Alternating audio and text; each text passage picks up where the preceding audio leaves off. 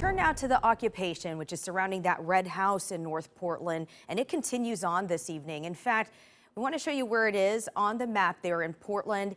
And then in that video right there, you can see what it looks like in the drone video right along Mississippi Avenue. Despite the hope for a peaceful resolution, those who've been inside the barricades say the number of people who are armed in that autonomous zone has increased. Jennifer Dowling is there tonight. And Jennifer, tell us what's happening beyond the barricades. Well, Liz, at this hour, there's some music playing, but otherwise it's quiet. And we talked to a man who was inside earlier today, and he said he saw a lot of weapons. He also talked to some of the people occupying the space, and they told him they are looking for some protections from prosecution before they leave the space. A lot of the security that you will see inside the zone is people with long arms, 9mm Glocks, and whatnot, along with stashes on the ground, either rocks, bottles, things to throw at the police.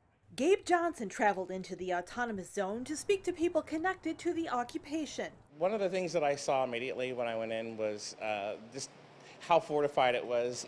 Even a day later, probably double the armaments, double the security. As the director of the Coalition to Save PDX, he said he wanted to find out what might bring forth a peaceful resolution and noted that the number of people inside had dramatically increased. Well, yesterday it seemed to be more of a down day, but today there was well over 200-300 people that were inside that zone. Meantime, Gabe says he's talked to residents, some concerned about a lack of access for emergency vehicles due to blocked streets. If you want to continue the occupation of the Red House, you need to clear the street. People deserve and have a right to those public services. Others fearful over a concentration of weapons. You have untrained people with a cache of guns, a lot of guns, and you know, at any point, a weapon could go off. The mayor releasing a statement today saying if diplomacy and de-escalation fail, we are prepared for other alternatives because the mayor will not let an armed occupation stand in the city of Portland.